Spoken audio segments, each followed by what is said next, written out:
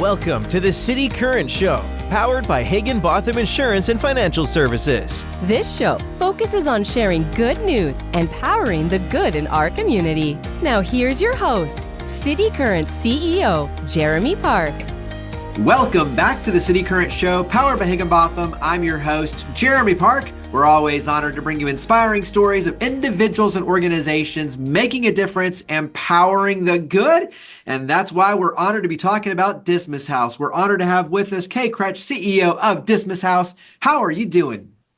I am doing great this morning. Thank you, Jeremy. Well, you all have a lot to celebrate, and when you look at success and the programs, we have a lot to talk about. Let's start, though, with celebration. Give us a little bit of the history for Dismas House, because celebrating over 50 years now. Yes, Dismas House is 50 years old, and we were founded by Father Jack Hickey. He was a Vanderbilt chaplain, and he really liked to think that students and people coming out of incarceration had a lot of things in common because they were starting over or they were starting anew. And so he really made it his mission. He opened 13 Dismas houses in the U.S. and he opened one in Ireland. And he really took it to heart and really had a passion for helping people get ahead. And so our vision is to take what he started and say, how do we create the national standard for reentry, and what should the program look like today? Because we started as an 8-bed house on Music Row, and in 2020, after the tornado and before the pandemic was declared, we opened our new 72-bed campus on Charlotte Avenue, and it's just been well received by all of the men who are coming through our door and the community volunteers who are helping us deliver our programming and services. When you look at starting anew and reentry, talk about some of the barriers, the challenges, because when someone's coming out, it's not just like you jump back into society. There's a lot of pieces to the puzzle that need to be put in place to create success. So talk about some of those puzzle pieces. Yeah, so the puzzle pieces are really interesting because the first thing that people don't realize is when you enter the whole system and you're going to be charged, you lose everything in the first 2 years. So they come to us after having been in incarceration. For us, it's an average of 8 years. They have nothing but the clothes on their back and the $25, and they either got a ride to us or they got a bus pass. And so they need housing.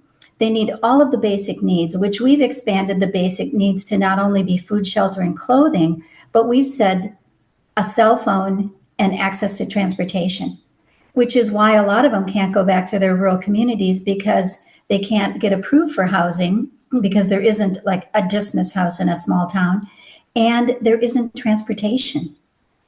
You know, public transportation is really critical. So that's like kind of the tangibles.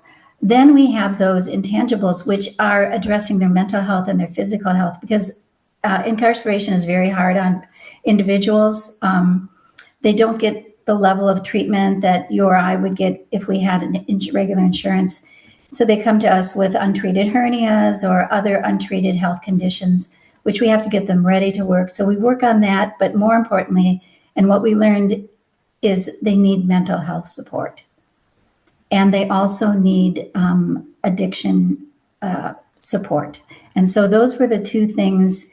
The mental health and addiction we've like really gone all in on, and that's made a difference. And then the other things that they need is they need to understand financial literacy. A lot of them were using,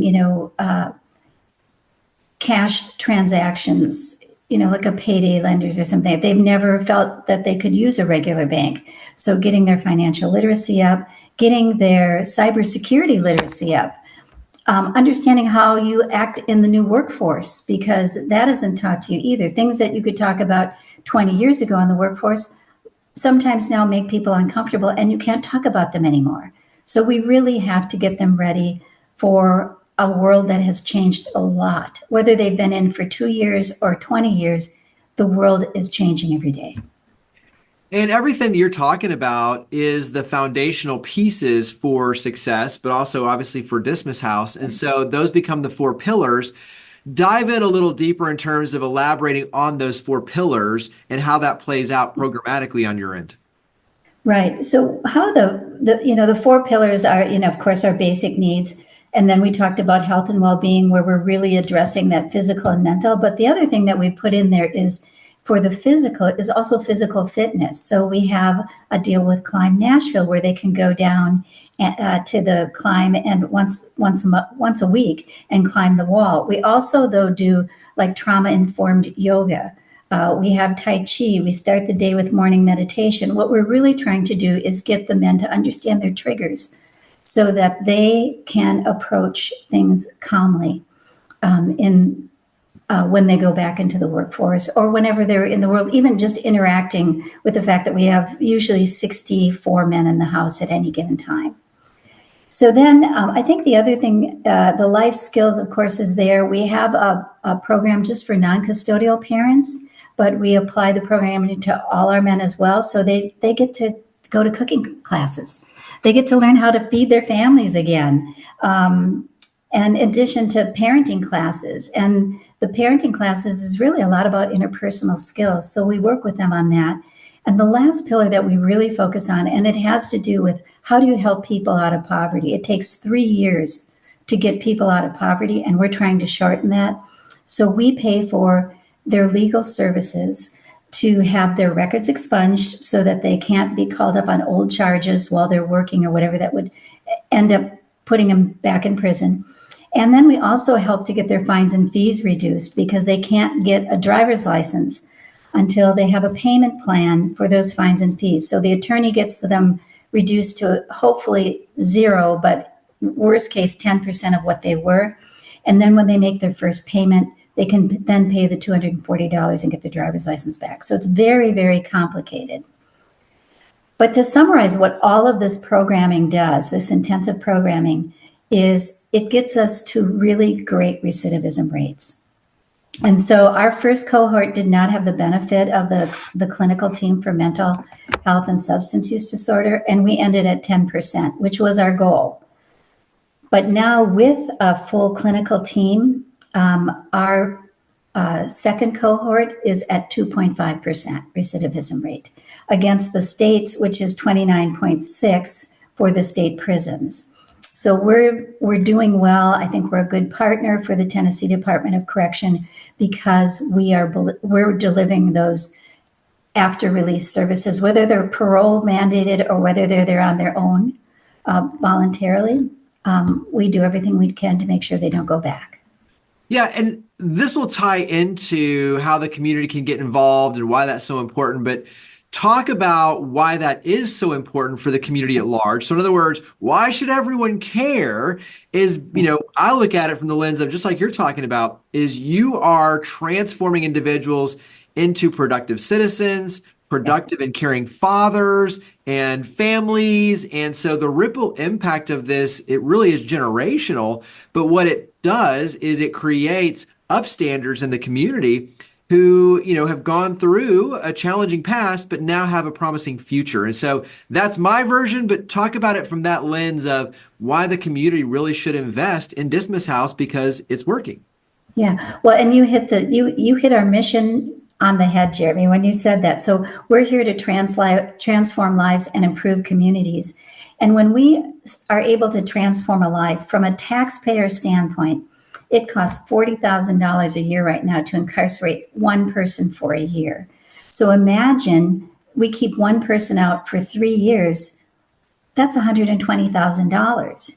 Now, during that time, they've been paying federal income taxes. They've been paying into the Social Security system. They've been paying into the Medicare. They're on track to have their 40 quarters. So what we're doing is we're going to break that future poverty cycle that could have them living on long-term benefits because they were never able to stay out of incarceration. So overall, their contributions to consuming and paying state taxes through our consumption taxes, federal taxes, Social Security, and Medicare is a huge, huge benefit. So we figure that the return on investment for Dismas House is about 30, for every dollar you invest, return $1.33 back to the community. Carry that into a success story. You don't have to name a specific name, but when you look at what success looks like, what does success look like? Well, here's one of my favorite father success stories. So we had a gentleman living there who had reestablished contact with his son who was in the foster care system. And his parental rights were about to be terminated. The mother was no longer in the picture. And he was able to stop the termination of his parental rights and gain custody of his son. And they are now living together as father and son. And he's getting to do schoolwork like everybody else and maintain a schedule to get his kid to the place that he needs to be to on time. And so it's just one of those simple stories, but the impact to the community is huge because we've kept a child we've taken him out of foster care, out of permanent placement in foster care, and got a family back together in whatever that new version of the family looks like. That's pretty darn exciting. Absolutely. We'll carry that into then, how can the community support your efforts? How can the community get involved? Well, we really like to destigmatize incarceration. And so for people who have time, we really like to encourage them to come to Dismas House and serve dinner. We have community dinners 4 nights a week. You can go to our website at dismas.org and sign up.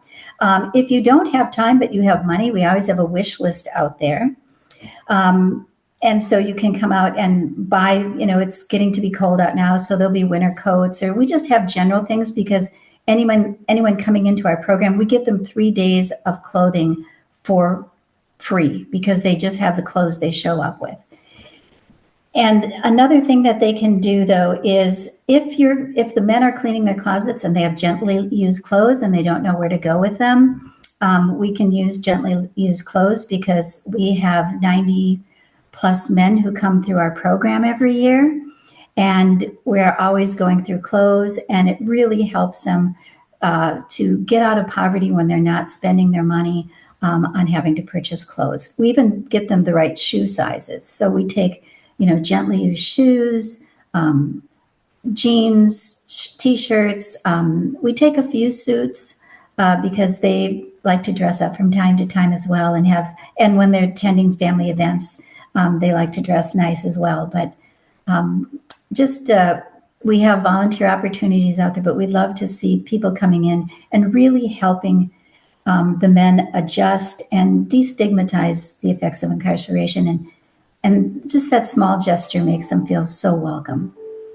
And I think, just like life, it's all about relationships. It's all about connectivity and connections, connecting to your community. And so by coming in as a volunteer, investing your time, you're building these connections, but you're also, you're connecting community. And so you're giving them a chance to meet new people, see new opportunities, make new friendships that would, not be formed necessarily on an average day, but they open your eyes and expose you to new people, cultures, experiences that really can transform the way you look at your community and have a much deeper connection really on both sides. And so I think it's a powerful way as a volunteer, for you to step in, obviously see the efforts and impact firsthand with Dismas House, but also meet amazing people that are going to connect at a deeper level and build those relationships that, connect community in a much deeper way that really is important. And so I think all of that is a very important, piece of the equation for what you do in connecting community at a larger level.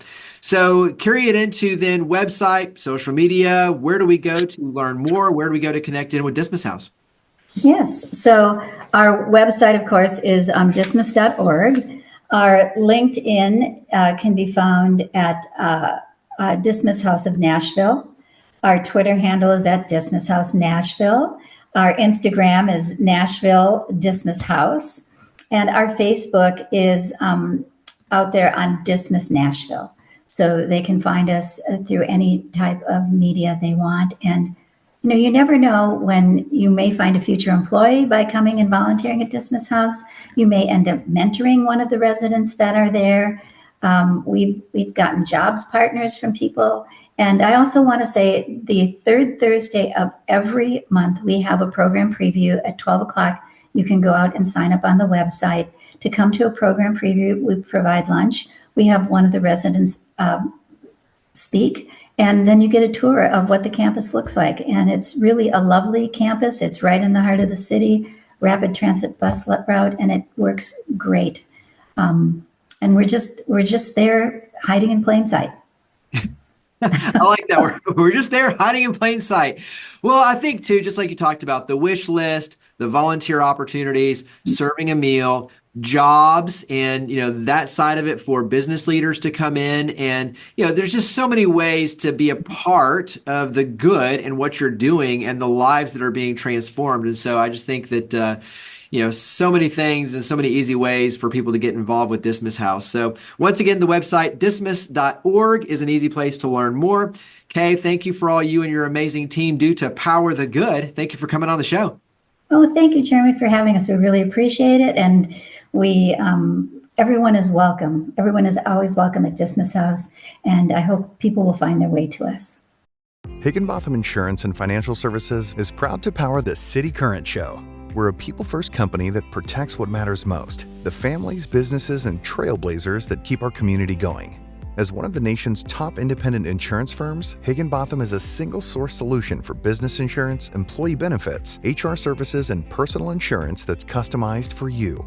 We're here to serve you, the people you care about, and your community. Call 866-377-1959 or visit higginbotham.com.